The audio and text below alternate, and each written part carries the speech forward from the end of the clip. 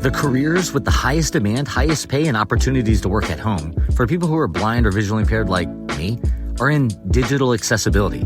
That's why we created the Certified Accessibility Tester Program. That's right, Accessibility Officers, 14-week instructor-led, fully remote, online digital accessibility job training program. It's a VR program where you get trained, you get certified. Guess what? You get a job. So to find out if you qualify, go to accessibilityofficer.com. Hey there, and welcome to episode 140 of the Eyes Free Sports podcast. This is your host, Greg Lindberg. Here on this episode, our guest is the current head coach of the U.S. men's national blind soccer team, and he has just done a ton of work to help the team evolve over the last few years, both as an assistant and now as head coach. And I think you'll really enjoy hearing about his efforts not only with the national team, but in helping to build the sport of blind soccer across the U.S. So let's go ahead and hit the pitch and get kicking toward episode 140 of the Eyes Free Sports podcast. All right, so joining me on this episode of Eyes Free Sports is Ryan Lazaroe. And Ryan is the head coach of the U.S. National Men's Blind Soccer Team. Ryan, welcome to the podcast. Oh, thank you very much for inviting me. And I know we've been going back and forth for a week or two, so I'm glad we were able to nail this down. Absolutely, yeah. And I have had a few players from the team on this podcast, so super excited to kind of get the perspective of the coach. Yeah, absolutely. Cool. So why don't we just dive in here? If you just want to kind of introduce yourself as far as your personal, professional backgrounds and just anything about yourself here initially. Yeah. So my name is Ryan Lazaroe. So I've been the head coach of the U.S. men's national blind soccer team roughly since September of 2024, right before we took on our first major international tournament against Japan in England. I've been a part as an assistant coach from October 2022 all the way leading up to September 2024. So I've been with the program for a couple of years now, but previously to that, I've worked at pretty much all levels of soccer in this country. So I oversee a youth soccer organization. I've coached high school. I've coached college. I've coached pro. I've coached ODP, which is the Olympic Development Program. I'm an instructor for U.S. Soccer and the USC, which is United Soccer Coaches. So I've been very, very fortunate to work at all different types of levels in the game. And, you know, when I got the phone call to take part of the blind national team, it was a no-brainer. I was willing to drop everything to be a part of this. So, again, very, very fortunate to represent this organization and lead this team, hopefully, all the way to LA 2028. Absolutely. Yeah. Definitely appreciate your passion and enthusiasm. I can tell it's in your heart. So I think they found a great guy for this role. Well, thank you. Yeah. So let's kind of start off just talking about blind soccer, just in terms of how the sport works. I know we have discussed it on this podcast in the past as far as like the rules, but I know we always have new listeners. So if you just want to kind of talk about blind soccer in general. Blind soccer started in the Paralympics in 2004. So it's been a part of the Olympic and Paralympic Games for over 20 years. However, we were very fortunate as a country to start our national team in late 2022. So we're a little bit behind the rest of the world, and that's okay, that's fine. But it's a fantastic sport. It is a 5-a-side game, so 5 players against 5 players. Of those 5 players, 4 are visually impaired, which is B1 category, which is the only classification that is allowed in the Paralympic Games. There are certain events and tournaments for partially blind, so B2, B3. However, in the Paralympic Games, only B1 are allowed to participate. So we have 4 B1 athletes, and then the goalkeepers do not have to have any visual impairment. So anybody that is interested in playing goalkeeper could play goalkeeper. There are some countries that choose to have their goalkeeper as partially sighted. Maybe it's a B3. But yeah, most of the countries that I'm aware of are all their goalkeepers do not have any visual impairment. So The field is played on a 40 by 20 meter pitch, divided in thirds, and it's divided in thirds for a couple of reasons. But really, one of the biggest ones is the ability to guide the players throughout the pitch as they're progressing to move the ball forward, or as they're moving back into defending their own goal. So when the ball's in our defensive third, our goalkeeper is also our defensive guide. So his job is to not just stop shot or stopping goals from going into the back of the net, but their job is to also help guide the defenders and progress them into the middle third. From there, that's my role during match play, is guide them as they get into the middle third, help guide them to the final third. And then there's an offensive guide behind the opposition goal that helps guide them in for better opportunities to finish in the final third. The ball, one of the big questions we get all the time is how do the players know where the ball is? The ball does have rattles inside of it. So not only are the players orientating themselves in terms of, where they need to be based on the sound of the ball, but also the communication they have amongst their teammates, the voice, which voy is Spanish for I am coming or I am challenging for the ball. So they're hearing that from the defensive team, and then from there, the guiding, whether it be from the goalkeeper, myself, or the offensive guide. So they're constantly taking in so much information to help them orientate in terms of what they need to do in that particular moment, right? Whether it be we're looking to go forward and attack, we're looking to defend, or we're in those transitional moments. So it's a lot of processing from the players. Right. A lot of sounds, a lot of environmental factors going on, it sounds like. Yeah, absolutely. Gotcha.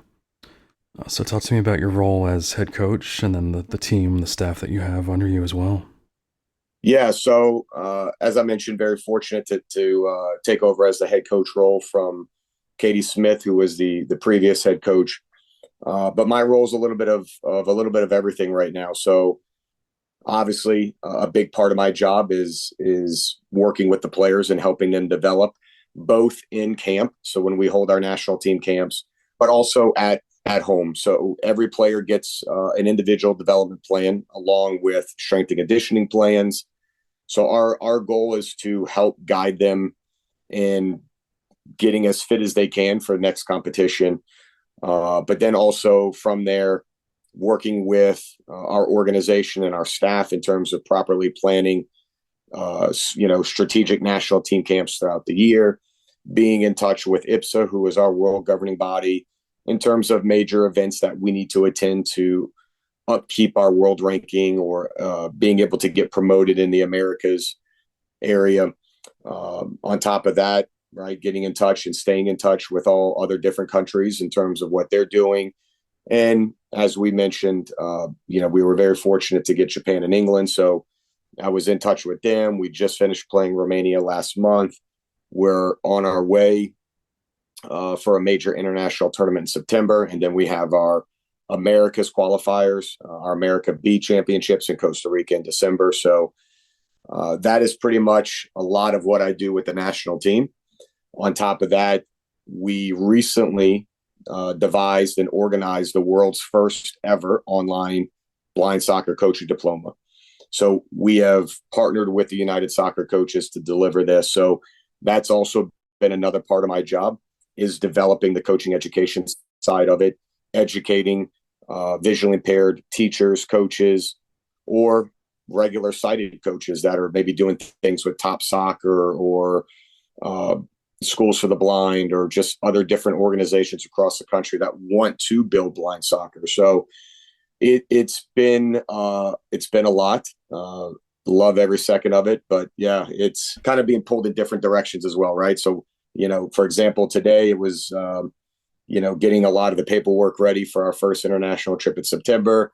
And then literally, 2 hours later, you're on phone calls with the coaching education side, or helping, with different programming across the country. So it's not just the national team, but that is a big part of it.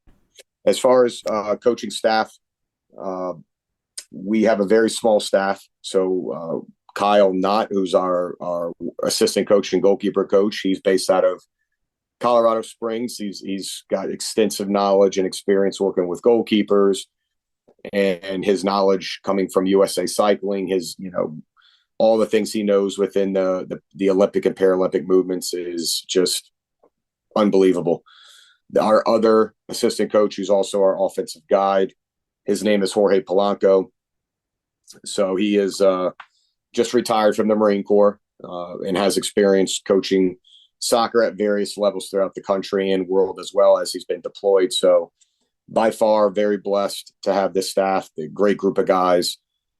We get along well. The players get along with them. So we're very, very lucky to have a group of guys like Kyle and Jorge.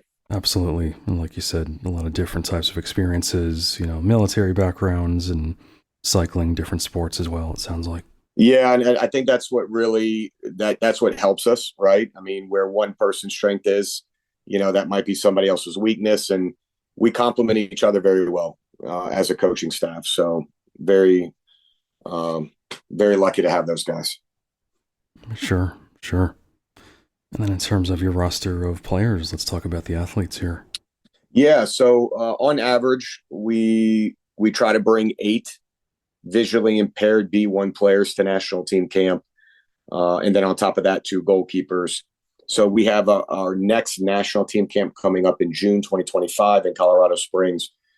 We were able to successfully negotiate now 10 visually impaired players and 3 goalkeepers. So it is very important, right? We talked about my many duties with the national team. One of them I didn't mention, which is I don't want to say obvious, but it is part of the job, is look for future players for the national team. So we're constantly doing virtual combines, putting on identification camps, getting in touch with trainers and schools for the blind across the country.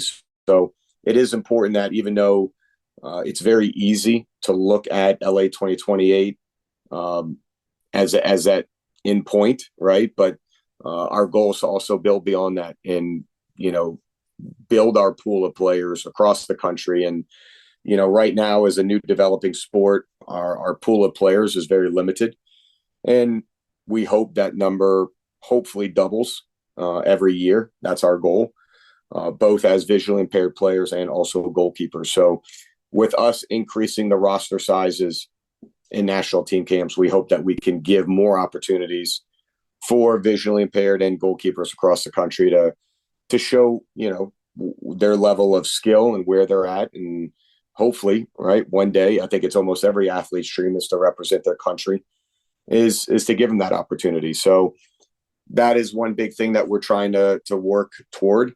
We got a very good core group of guys that have been a part of blind soccer since it first developed in this country in 2018, is when USABA has gone out in across the country and have done developmental or player identification camps. So again, we got a good group of guys that have been part of that. And we got a lot of new guys that have just recently joined within the last year, 2 years. And again, that experience and their ability to gel, we've seen loads and loads of improvement from every single player, both individually and collectively as a team, especially after our last event in Romania. Right. Absolutely. That's fantastic. A lot of building blocks, it sounds like, and you are making a lot of progress, I feel like, in a short amount of time. What do you say? Yeah. I would agree. I think we have a very big challenge that, sometimes we forget, right? I mean, we're very lucky to host and have that automatic bid into LA 2028, but we also forget every country's been doing this, or I should say a lot of countries, close to 70, have been doing this for over 20 years. Our job as a coaching staff and as a group of players is we have to close that 20-year gap in 3 years and to show the best we can in LA. So it's a challenge. It's an exciting challenge. It's a difficult challenge, but talking with the players, talking with the staff, myself included, we look forward to that challenge, and it's something we embrace every day. It's something that I try to remind the guys every day. You're not you're not a national team player when you get called up, right? You're not a national team player when you put on that jersey. You are a national team player 24/7. You may not be in camp, you may not put the jersey on, but you are representing yourself, your organization, the team every single day. When you get to the gym, when you get on the pitch and train, you are a national team athlete 24/7.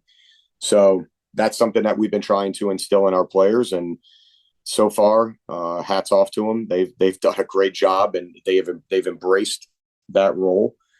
So look, I'm excited. I think we're going to close that gap pretty well leading into 28. So every day matters for us. Every camp matters for us. So we'll see what we'll be in 28. No doubt. Yeah. I definitely wanted to talk a little more about some of the recent events that the team has participated in. So I know you did mention England and Japan last fall, getting to compete, I believe the first international competition with them, and then Romania just recently. So just if you want to give an overview of those events and what you learned from the team, what the players learned. Yeah, well, I don't want to forget. A lot of people forgot. We had our first international friendly against Canada in That's right. March 2023, which we won, which was a good way to start our international campaign. But even though that it wasn't an opportunity for us to get ranked in the world. So in IPSA, which is our world governing body, in order to be ranked in the world initially, right, you have to get 3 international countries together. And last November in 2024, we were in talks with Japan and England to come over. They both successfully said yes, not a problem. And we played our first international ranking tournament in Chula Vista. So after that gave us the opportunity to go from just I hate to call it a normal country, but a normal country that has a team, to now we are world ranked, which was a huge, huge milestone for our organization and for these boys and for this country. So that was a good experience. Japan being number 4 in the world at the time. England, I want to say, was 15 or 13 at the time, ranked in the world. So again, we literally got thrown into, some of the best in the world. And we learned a lot, both as a staff and as players. We learned a lot from what Japan and England did. We also were able to get Romania in last month, literally just about 3 weeks ago. We played Romania in a kind of a 3-game round robin, I guess you would say, in Colorado Springs. And Romania is ranked 20 in the world, so a little bit more toward our ranking per se.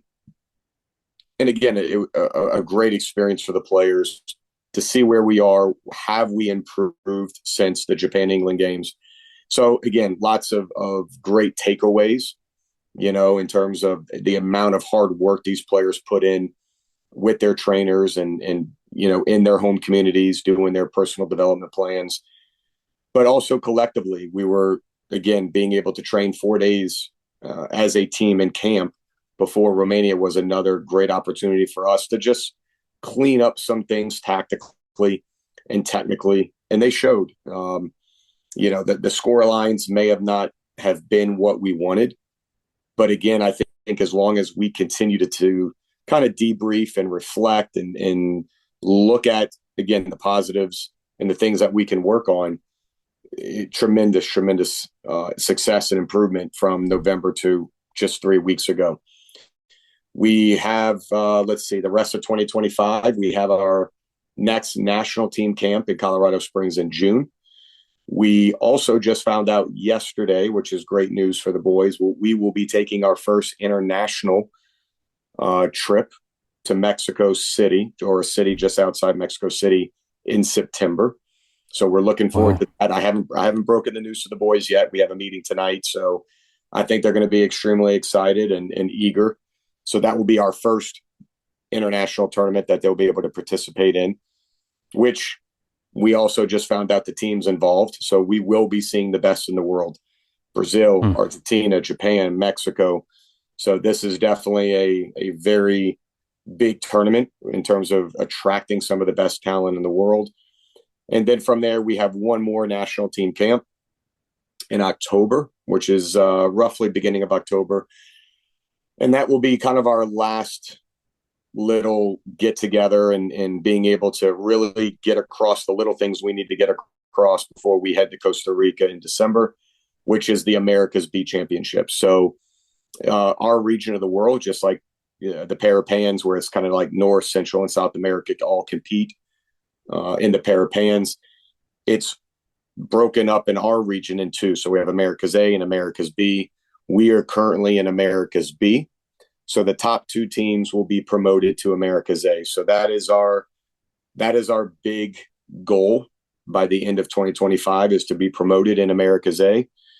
But yeah, it's hard work, and I know for a fact these players and staff are willing to fight for one of those two top spots. Absolutely, yeah. And hey, I might have to have some of you guys back on after that big event in Mexico City coming up later this year. It sounds amazing. It'll be into September. Right. Fantastic. So let's just talk about kind of blind soccer kind of more broadly in the U.S. Just talk to me about some of the efforts you've been involved in, and perhaps other coaches or players to kind of grow the sport, in different cities around the country. Yeah. So again, as I mentioned, another part of my job outside of direct contact with our high performance team is to also grow blind soccer around the country. So we've worked very hard going around the country, conducting in-person blind soccer clinics. So we've been down to Miami and Rutgers and New Jersey and Kansas and California. We have a program called Play LA, which is part of a kind of a building or a grant that we have to help build blind soccer leading up to the LA 2028 Paralympic Games. So we've been in contacts with a lot of schools for the blind across the country.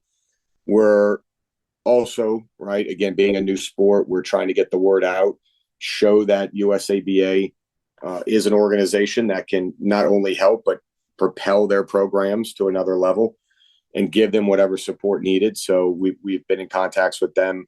We're also in the process of dividing up our country in different regions to really hit home some key areas that we want to really build, where we already know there are established blind soccer programs.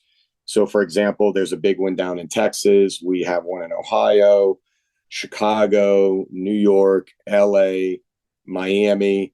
We have two really big schools for the blind out in the East Coast that we're currently working with and trying to build what we call regional play, which is kind of our next big goal in the next, I'd like to say 6 to 15 months, is where, if you take goalball, for example, they have different regional events where players from all across the United States take part in. And that's something we want to kind of replicate. Goalball does a fantastic job of getting its sport out there and finding future national team athletes and building goalball. And there's no difference from what we're trying to do, right? So those have been the biggest pushes that we've made as an organization. And, as we start to divvy up our country in different regions, we can start to find those little pockets where it'll be a lot easier for visually impaired athletes to get to a certain place to have regional events. It can be very difficult. For example, we have a national team athlete up in New York by the name of Charles Catherine. And it can be very expensive and time consuming, and being away from family, friends, and work, to say, hey, I'm going to go do a regional event in LA or Dallas, right? So we do want to make it more cost efficient and more effective for more and more athletes that can just play in their region. So that's a big push. I'm excited that we're building that. We've already got we already have the country divvied up. Now it's finding the right people to help bring that region together. So that's, we got two, I call it regional directors or whatever, term they want to use at the current moment. But yeah, we're we're working hard to make it more efficient and effective for all visually impaired athletes to want to play. Excellent. Great to hear. And would you say you've had some good response from, the blind schools, the blindness organizations in terms of interest in blind soccer in general? Oh yeah, it's been amazing. Virginia School for the Blind, Maryland School for the Blind, Colorado School of the Blind. It's been an amazing feedback from them, and they've welcomed us with open arms and any collaboration efforts that we can provide, whether it be identification camps or coaching education courses. And again, I think for a lot of people, we want to move 100 miles an hour and do what we can to build blind soccer as a major visually impaired sport across the country. But unfortunately, it does take time. It's something that's not going to be built overnight, but the responses we've gotten has been tremendous. And, we're also doing virtual combines. So obviously just with most organizations, right, we can't get around everywhere in the United States. Just geographically, it's too big. So we've gone out and tried to promote virtual combines. So opportunities for players to showcase their talent through video that they can send to the national team staff, or maybe get a place on the national team. And even those schools for the blind have been a great help in getting the word out and getting videos to us. We had a school for the blind in Southern California that sent in 3 or 4 videos of their athletes. So, again, if we want to continue to build this sport, it's got to be done at a grassroots level as well. So they've been fantastic. They really have, all the schools for the blind across the country. Right. Definitely great to hear. I'm also curious about like Major League Soccer and perhaps some of the other kind of mainstream soccer organizations in this country. Yeah. Have you guys had any kind of conversations with them or interactions? We have. So I will say this: I can't divulge too much of some of the stuff, but we have been in contacts with certain MLS organizations, USL Championship organizations. We did a relatively big social event with the Colorado Switchbacks, where we brought out some national team athletes. Washington Spirit from the Women's Professional League. We did a little event with them when we were in Chula Vista. So yeah, I mean, there is no limit for us. We will, whether it be through the U.S. Soccer Federation, to United Soccer Coaches, to MLS, to USL, we are trying to hit every avenue possible to promote the sport and bring awareness across the country. So yes, we have been in talks, and some talks with other MLS organizations are a little bit more advanced. We've had a great relationship with LA Galaxy in the past couple of years, and we hope that kind of builds and sparks something. So we're very excited with our partner, our hopefully a future partnership with the LA Galaxy. So yeah, we're also going down that avenue as well. Nice. Again, just amazing news. I do know, like in blind hockey, the NHL, some of the clubs do support some of the blind hockey programs. As far as beat baseball, they're trying to get in with MLB, and some of the teams I know have donated money and etc. So definitely great to hear that as well. Yeah, like I said, we're trying to hit every soccer avenue remotely possible in this country. So, and so far, like I said, it's been tremendous feedback from top down and bottom up. It's everybody's been super awesome in this project of building blind soccer and our goals for LA 2028 and beyond. Right. And speaking of LA 2028 and the Olympics and Paralympics here in LA in the US that year, anything else you want to mention just kind of leading up, over the next 3+ years in terms of building the blind soccer program, and like how many players, goalies do you kind of have to have in terms of a roster? How does that all look? Yeah. So as I mentioned earlier, our goal is to do our best to double in size every single year. And when I say double in size, that means the availability of pool players available to the national team. I think that's extremely important. We don't want to go to LA 2028 and all of our guys retire after that. We don't have a national team to, carry on right to 2032. So that is a huge goal of ours. And, we're working hard every day trying to find athletes who are interested. But yeah, so in the Paralympic Games in 2028, you're allowed to have 15 people on staff. That includes players, coaching staff, athletic trainers, goalies. So that is what we're looking at. Like I said, we got a great group in core players that have been a part of this, the start from when USABA started this in 2018, doing camps all across the country. So I'm hoping those core group of players and some of the new guys can carry the torch into 28 and leave that legacy that we need to build for future visually impaired athletes moving forward. So, yeah, I mean, like I said as well earlier, it's a lot of hard work from the coaching staff, from the players as well. As I mentioned, right, the whole world, I would say majority of the world has a 20-year head start on us. And look, that's fine. It is what it is. And that's the cards that were dealt. But now it's our turn and our responsibility as a group, both players and staff included, to close that gap. So, every single year we have a goal, right? Our goal in 2025 is to finish in the top 2 in America's B. Our goal in 2026 is to get more international experience and hopefully participate in the A's event, the America's A's. Another goal for 2027 is to get into the Parapans in Peru.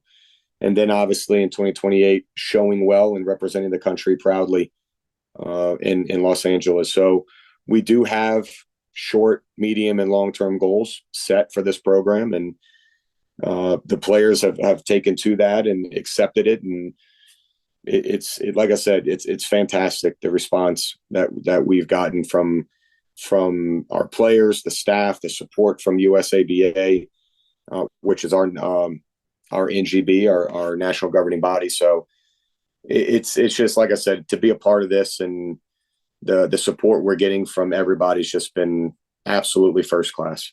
Right. Excellent.